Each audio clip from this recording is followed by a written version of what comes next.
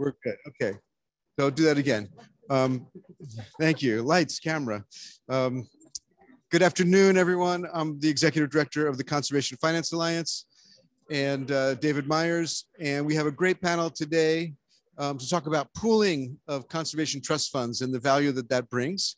And we're going to start with a presentation from Mirjam de Konig from Prespa Ohrid Nature Trust. And then we'll have two other panelists to come join. Stephanie Lang and Linda Mason. Did I get it right? No. Manson. Okay, so it was close. All right. Anyway, thank you for joining, and let me pass it right to Mirjam. Yeah.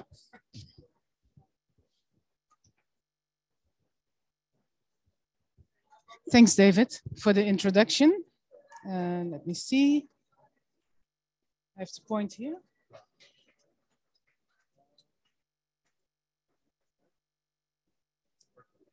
Yep. Yeah, very warm welcome to everybody here this afternoon. I'm happy to present a case study, or say a partnership of the Nature Trust Alliance, and I will explain what that means. The Nature Trust Alliance is a partnership for shared services. And who are these partners? The partners are 4 conservation trust funds. We have the Caucasus Nature Fund, and Tamar is also in the audience from CNF, thank you. We have myself, Prespa Ohrid Nature Trust, Mirjam de Konig, the Executive Director, the Blue Action Fund, and we have the Legacy Landscapes Fund, our newborn with Stephanie Lang. What is our history and why did we start the Shared Services Office? It brought us together in 2016 when the Caucasus Nature Fund decided to close their main office in Paris and start moving their operations to the Caucasus. And the executive director was based now in Tbilisi in Georgia. And then they decided to partner with the Prespa Ohrid Nature Trust, which was a new established trust fund in 2015, 2016, where also the board, and Linda can tell more, decided that it's better for the executive director and the team to be based in the region where the grant programs run. But as the foundations are both registered in Germany, it's very important to still have shared services in Germany where we are registered. So that was the initial thought, to partner together to have this presence in Germany and some key activities there. Then in 2017, the Blue Action Fund joined. It's also a German registered foundation, a global conservation trust fund. And they joined the team in the partnership. Well, with 3 partners, things are becoming a bit more complex. So we saw quite a need to start really working more on systems and procedures, which we did in 2017, 2018 to really set things thoroughly up.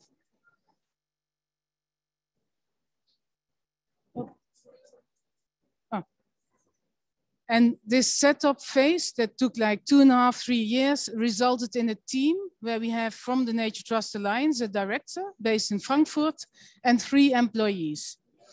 And then we were very happy in December 2020, the Legacy Landscapes Fund was founded, and Stephanie started her job in April and joined the partnership as well. What is the Nature Trust Alliance doing for us as partners? I think we should focus really more on that corner that is really essential. They manage our finances. They help us with our auditing and accounting. And very important, they give us this investment support. Especially for myself, I'm based in Tirana, Albania, but our investments, custodian bank, everything is run from Frankfurt. So we could not do that without their support. And then on a case-to-case basis, and depending on the stage of development of the Conservation Trust Fund, we have human resources support, IT support, data protection, our website management. We have visibility, especially at the start. I think Stephanie will say more about that if there's no executive director yet and you want to start, it's very handy to have a shared service office to get you running. But there's also an opportunity that 4 conservation trust funds are pooling together to share knowledge. We all have an operations manual, we all have a grants manual, so let's learn from each other. Oh, one back. So how is NTA managed? All the 3 starting conservation trust funds, they have a supervisory board. And then underneath that supervisory board is the management board headed by the executive directors. And the executive directors are kind of the board of the Nature Trust Alliance. Of course, as you have more directors, you need to organize yourself. So one of the directors on a rotating basis is supervising the NTA director, who again supervises her staff underneath her. So that is the setup. Soon we will have another block where Stephanie also will be joining. She just joined the management structure last week. So we have the focal point. First in the start, it was a lot of work. So the focal point rotated every 6 months, but now we decided to rotate on an annual basis. And the focal point currently with the Blue Action Fund also communicates with the executive directors of the other funds on critical issues. We have some meetings, of course, for the governance, like board meetings. We have 3 meetings per year. We try 1 in person and 2 online meetings. And then on an operational level, there's a rotating work plan that we can see online. And we have bi-weekly short meetings of 30, 40 minutes to go through the tasks and see if things are running well. And then we had a decision-making tool that if a new decision must be taken, the NTA director outlines the suggestion with the pros and the cons so that the executive directors can take a decision to go for this opportunity or not. Why shared services? A conservation trust fund works in a very complex environment. You have to manage, of course, investments. There are a lot of legal issues. You have to manage your grant program. So it's difficult to have this set skill in a staff component of only 3 people, like PONT has 3 staff members. So it would be very difficult to have all these skills in such a small team. And with the NTA having 4 employees, you can really share these services and have different skills. We have to, for example, have insurance, talk with insurance brokerage. NTA talks on our behalf. 1 time, but 4 conservation trust funds benefit. So it's really economy of scale and it's more efficient. So it's very helpful. We can have better deals with our auditors. We can have better deals with the custodian bank. So we have more power of leverage there. We share knowledge. CNF and PONT have a shared investment policy and guideline. And now also the other conservation trust funds join the same policy, which makes the investment much more efficient. We have a pro bono investment committee. They make decisions. We can now buy assets in funds that PONT alone could not do because we would be too small, but because we have more people, more funds, we can now put in other funds more attractive to do that. It's a huge opportunity. It's a learning organization. We are continuously improving and learning from each other, which I like very much. And it's very beneficial for new CTF to have a quick setup, opening bank accounts, all the administration that needs to be done.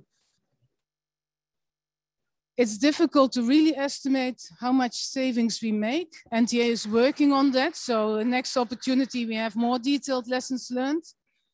But in many areas like insurance, IT, bookkeeping, auditing, we think we save about 30% because of sharing services. But especially with new, like the investment committee, we might even save 65%, which is really huge. What are the learnings from the last 3 years? It's very important to have clear communications, how you work together, because it's quite complex with 4 CTFs to work together and everybody is located in another location. 2 of the CTFs are in Berlin, 1 is in Tbilisi, 1 is in Albania, Tirana. So you have to organize yourself. You have to also manage expectations. Some CTFs like CNF already exist for 11, 12 years. Others like PONT is 5 years. Legacy Landscapes is 4 or 5 months old. So it's different stages of development, different tasks to be done, so different expectations, and it really has to be sorted out up front. I think the rest I've mentioned. And if not, we go in the panel discussion to do that. So just to conclude, need for a clear management and governance structure from the start, have really basic procedures documented and clear for the partners that join the partnership, expectations and what is really the shared services, where do we have synergies, where do we need staff of NTA at the start, clear communication protocol, clearly define what is best done from Germany, what is best done from the region or in the grant program itself, setting up of an easy making decision tool to make it efficient, and also the structure of management with the focal point is important to really be clear from the start. Thank you very much. I'm looking forward to the panel discussion. If you have any questions, I'm around these days, so please don't hesitate to ask more information if you want. Over to you, David. Oops, thank you. We'll have the panel come sit up front here, and I can ask you some questions. Let's see. It's okay.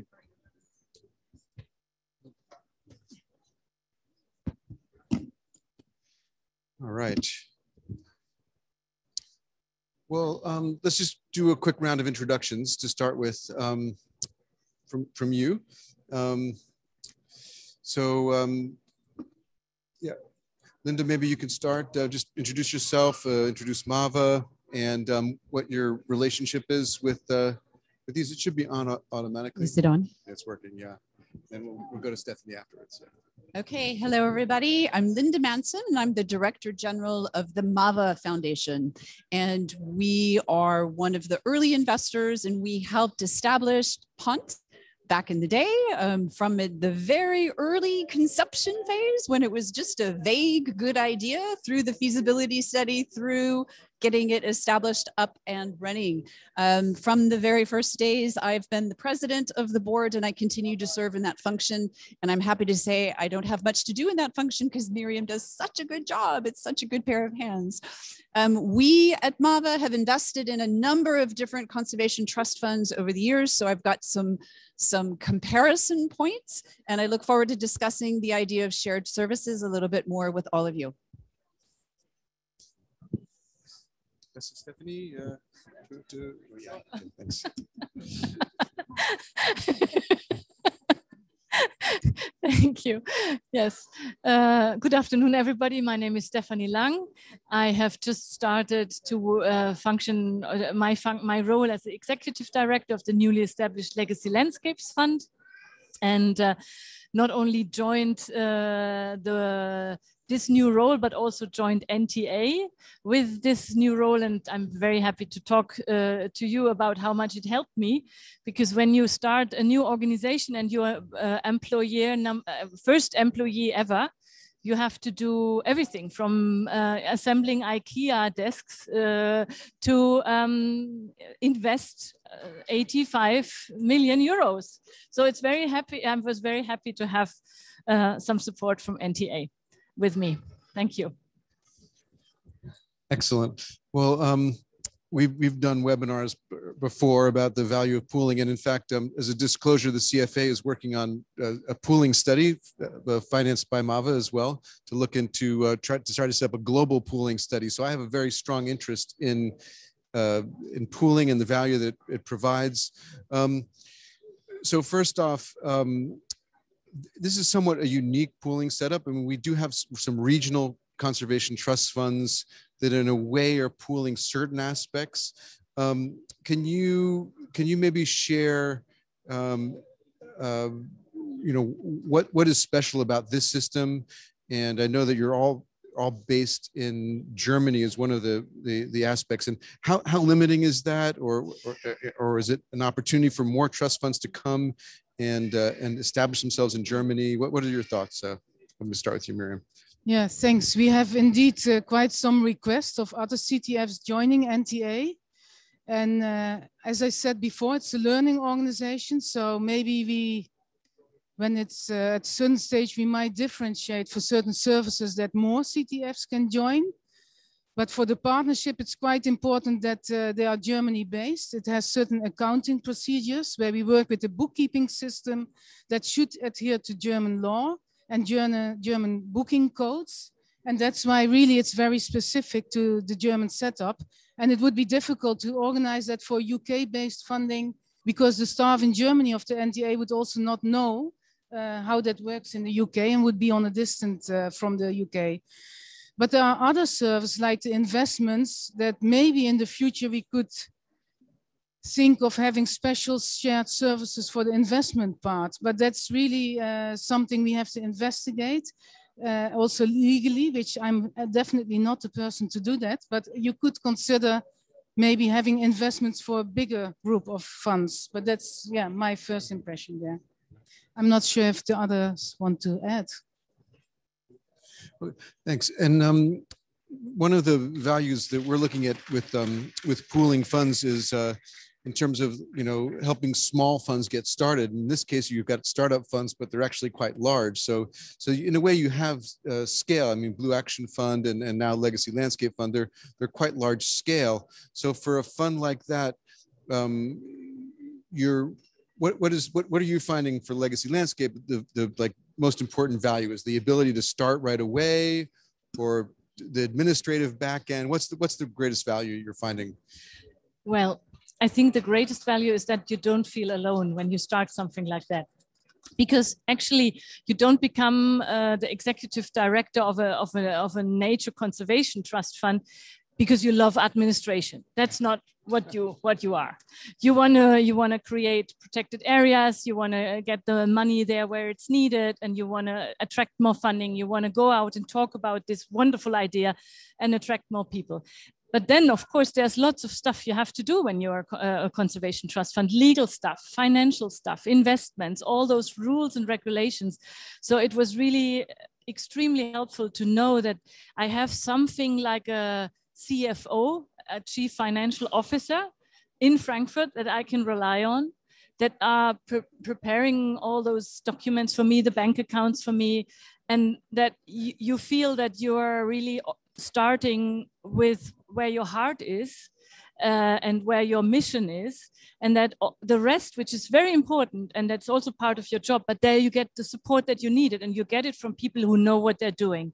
And this helps a lot to avoid mistakes, to avoid time delays. And I think it felt really good to also have the other trust fund colleagues, the executive directors, to tell me, okay, just don't get nervous with all this bureaucracy. We will get through it. Give yourself a few months and then it's fine. And look, this is how we dealt with. So I think this learning and sharing is extremely important, because we have heard it before in the other interventions that quality assurance of a conservation trust fund has a lot to do with sharing good practice examples. And this is where we do this more systematically already from the start. And it has been extremely helpful for me as a big the big kid joining the others. Yeah. Linda. Just to add to those comments, when we established PONT, I think we got it up and going in about a year and a half, because we stood on the shoulders of the trust fund that came before us and used what they did almost as a template. And we just adapted it to our circumstances and went with that.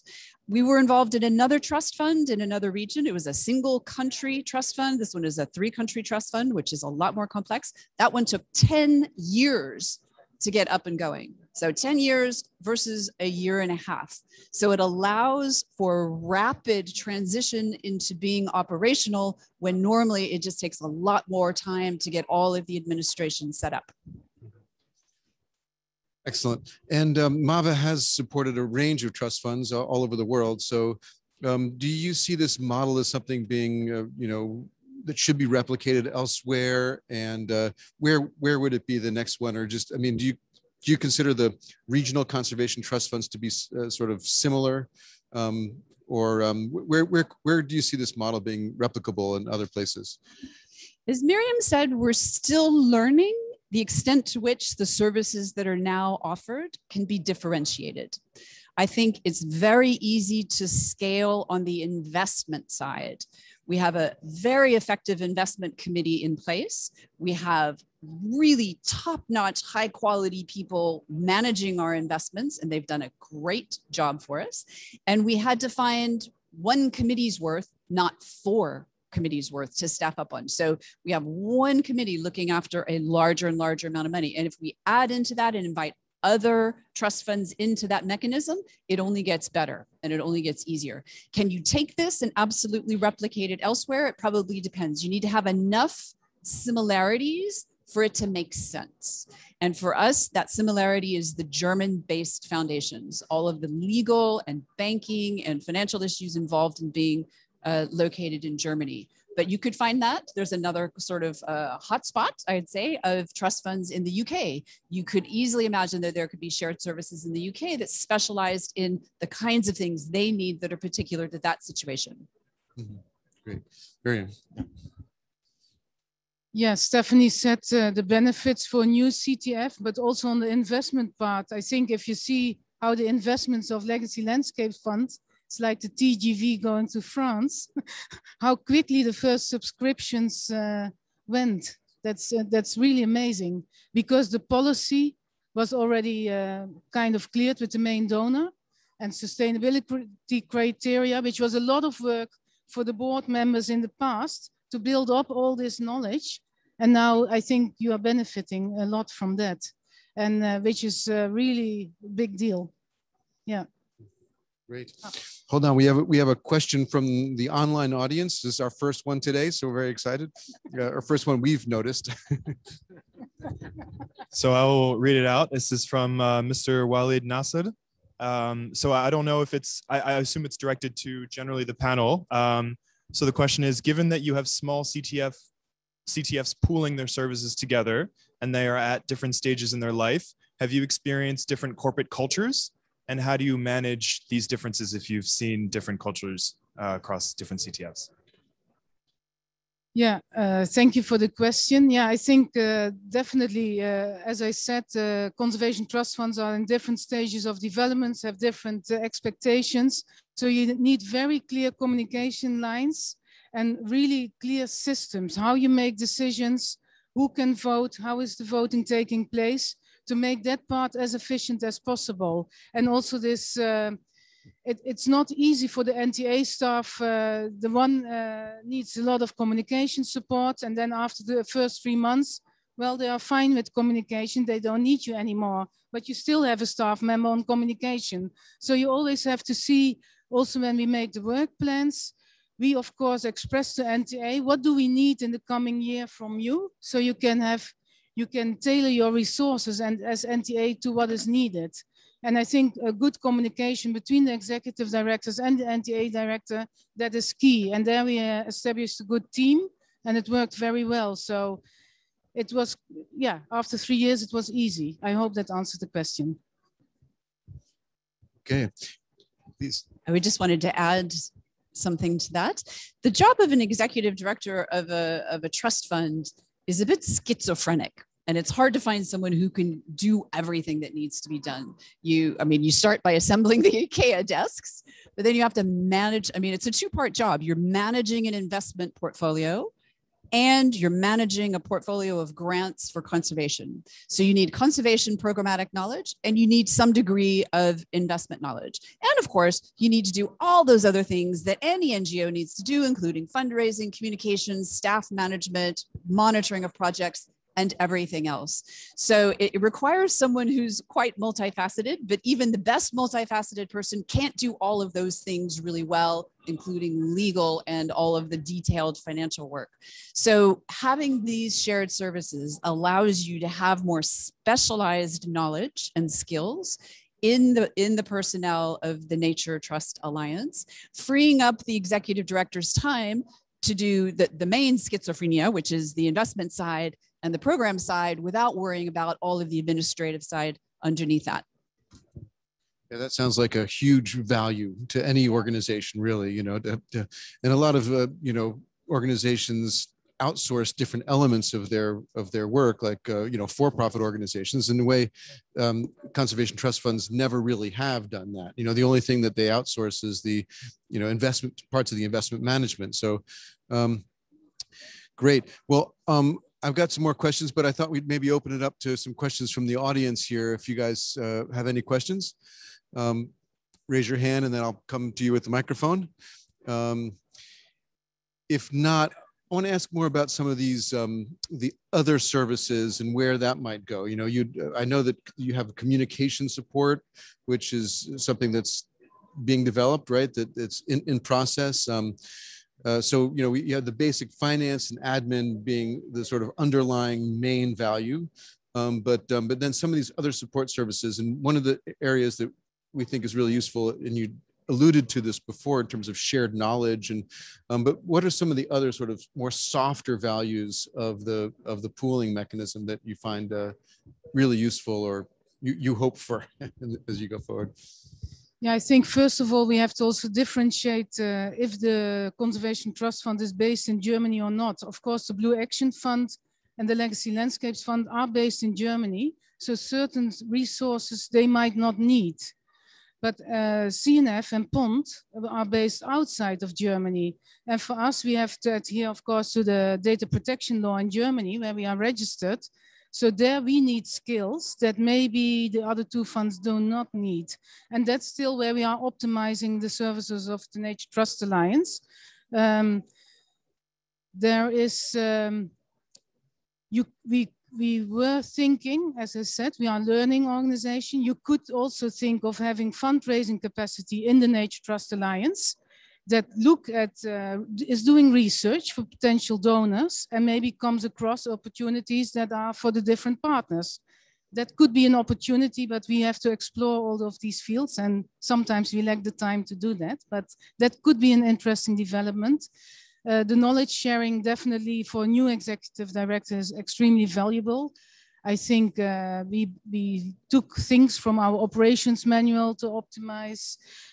We share about staff management issues, long distance issues of management staff. I think for POND in the COVID time, I was the last time in Germany, October 2019, and now in June. But our audits went smooth, and the auditors have to see our books, but I wasn't there. I was in Tirana, Albania, running grants program in Greece, North Macedonia, and Albania. So there are so many issues, that can be told here and still be improved. Yeah, I think, is that working? Okay. I think what else is really important is to share lessons learned about the governance of such a trust fund.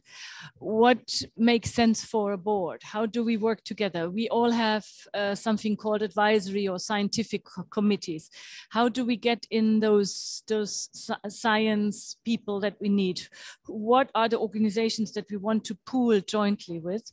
And I think there's always new things coming up. Now you have talked in the other session about the environmental and social due diligence. When you have small trust funds that have to fulfill all the obligations as if they would be a 20 to 200 million grant giving organization, but they have only 20 million to give. That doesn't matter. You still have to fulfill all those obligations. So how on earth are you going to do that with just 3 people? And this is where we're trying also, I think what we could look into the future is that we try to even share staff amongst us a little bit more, that we have one staff sitting in a fund that can, for some reason or another, can afford that person. And then this person can help the others to build up. I think we should now not look at this linear anymore, that the last one that is joining is the one that learns from the others, because strategically every fund is different. And I think that is also a huge benefit, that we shouldn't be all the same. We should be a little bit different. And still, if now one of the funds has a strategic opportunity to invest or to get money to invest into a topic, for example, environmental social due diligence, then the others can learn again. So I think what we need to avoid, and in the conservation community, this is often something that makes me a bit sad, that we try to reinvent the wheel all the time.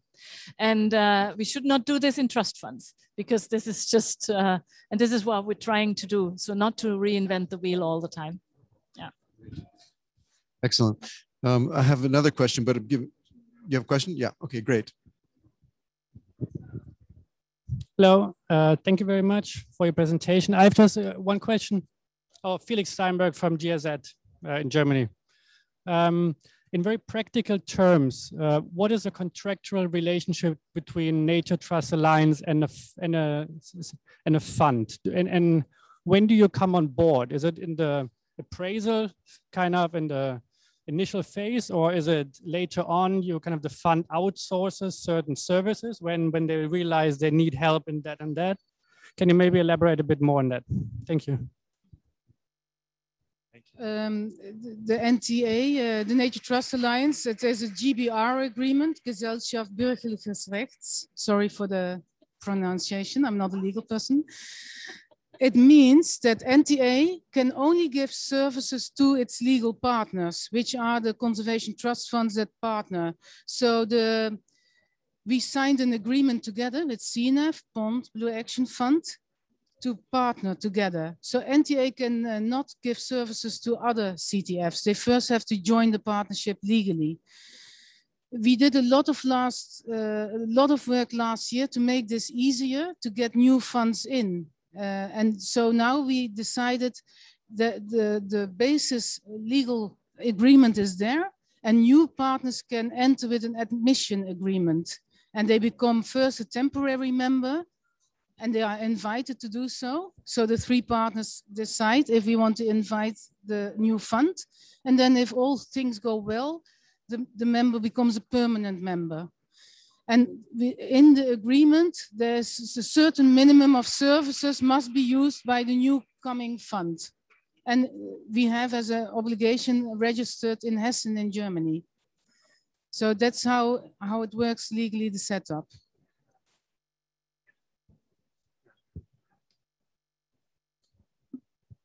Is that adding an additional layer of management fees, or are you kind of cost neutral in your advisory role? Are you saving what you then also charge? Yes, and with the GBR agreement, one big benefit is that it's VAT exempt. So if you would have a service provider, you would always pay the 20% VAT or the 18%. With NTA being our partner, these services are VAT exempt. So that's also a big benefit there to have it on a GBR agreement. Mirjam touched on this before, but it reduces some aspects of operational costs by 30% and the investment costs by up to 65%. So there's significant cost savings on the part for the trust funds. Question back? Okay.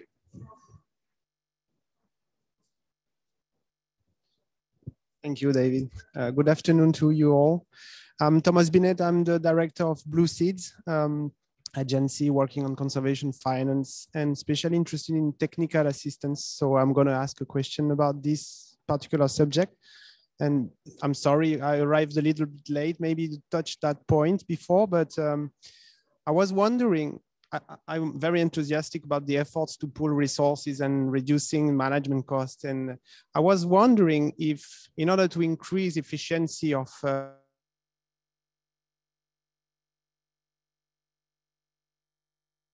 trust funds have different ways to operate through grants, through call for projects, etc. And I was wondering if you would be interested, or you are considering or contemplating the fact that there can be some technical assistance to people proposing projects to the trust funds, and would there be some interest in pooling those resources? I mean, you touched about the soft skills. I also consider that there might be direct conservation actions or fundraising or help with grant making or documents development that could be of interest. So I would like to have your opinion on that, please. Thank you. start? Okay. Yeah, in an ideal world, we would all have the same granting agreements and the same kind of formulas how we want our proposals and how we do the budgets. But unfortunately, this is not always the case because we all have separate agreements. We all joined in a different, let's say, negotiation period with our main funders, which is the German government or other funders. So actually, it's not one pool and then 4 arms and every arm looks the same, unfortunately. But I would not say that this is still impossible to give technical assistance. I think for the specific granting and the support to the grantees when they do their proposals and when they do their budgets and in monitoring, that might still rely on each fund individually. But I think what is really important is that we are trying more and more to learn on all these other things that are coming into for grantees now. So as I said, the environmental social due diligence, the communications, the storytelling that we need, the networking, because some of those organizations, they are not only coming to legacy landscape funds when they have a terrestrial project, they might also come to Pond when they have a project in that area. And then they might come to BAF, to Blue Action Fund, when they have a project in the coastal zones. So also working with these organizations, they can pool their resources and give feedback to us, which then again can be pooled. So I think it's not as direct as we would all wish for, and it's not as direct as it could be, but it's still an asset, I would think, and an added value. Yeah, hopefully. Yeah, I think their Pond really benefited from the experience of the Caucasus Nature Fund because they also support operational costs for protected areas. And that part of the program is quite similar. And the regional is also, there's some overlap there. So we used a lot of the CNF work for our grant agreements and framework agreements with the governments. But like Blue Action Fund, Legacy Landscape Fund, they don't work with these framework agreements. Pond also developed an NGO branch for granting, which CNF didn't have. Now CNF is sometimes thinking of an NGO branch. So it's a learning from each other. But not one CTF is, I think, similar. Like Pond is very transboundary, working really across borders. And the others focus more on a country program within borders, which is also having its specific dynamics. So yeah, there's opportunity, but it's not that direct. I agree with Stephanie. Great. Well, I have another question, which is, I was going to ask something very similar, which is, thinking about, a lot of conservation trust funds, if you look at where the challenges still lie, it's measuring impact on the ground and having a shared set of standards that then can be reported up. I know that the regional networks have a hard time sort of pulling that information together. It would be super useful for fundraising and for communicating the value of CTFs. Is that, and you just sort of explained that you have different objectives, so it's kind of hard to have similar metrics or impact metrics. So maybe thinking about that or thinking about other elements, what's next? Where can this, where can this pooled approach go 5 years from now? What would you like to see? How big do you want to grow this? And where's the potential hidden value that you're about to discover?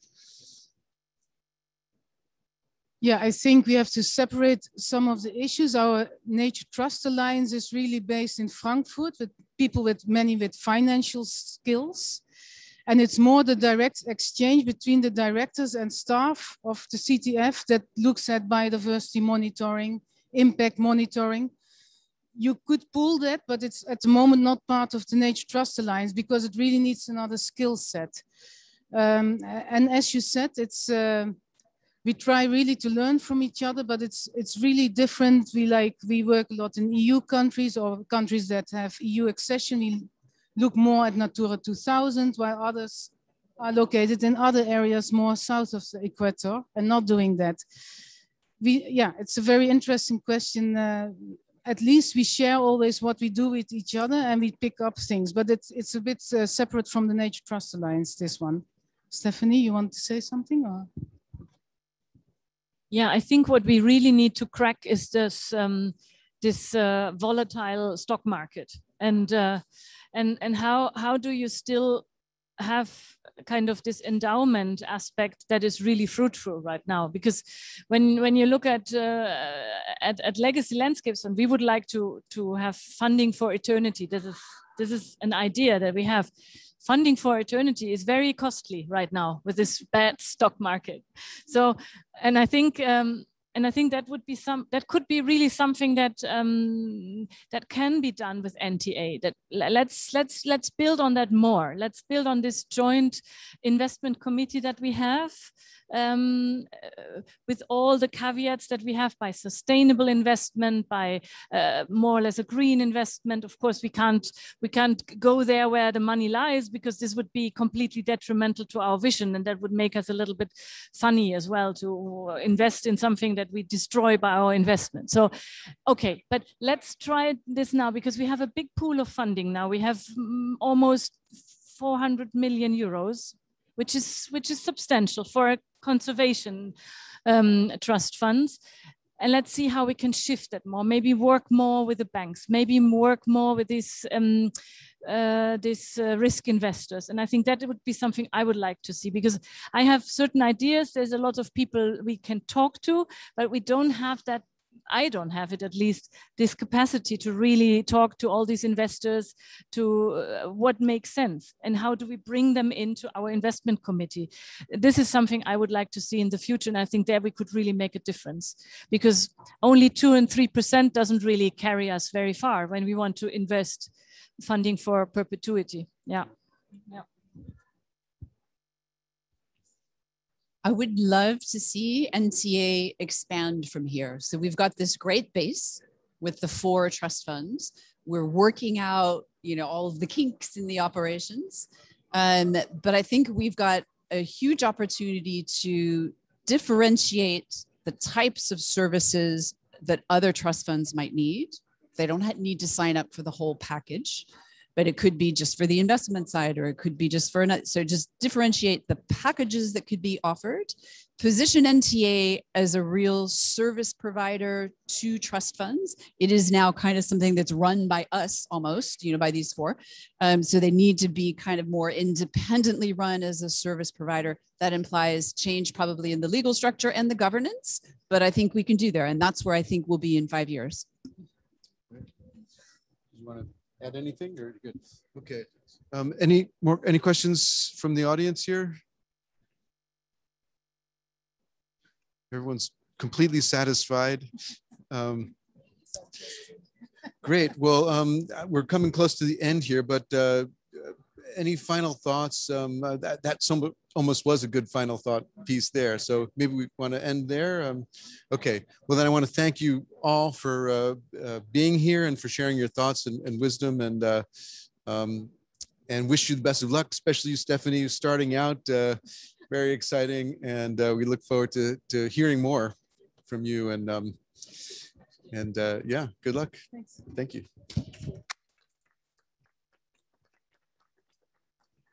Oh, and if everyone would do us a favor and turn off your earphones so that we save the power for the last 2 sessions. Thanks. Yeah.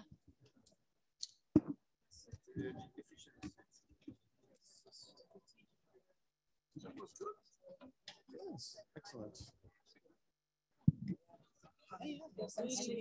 Okay.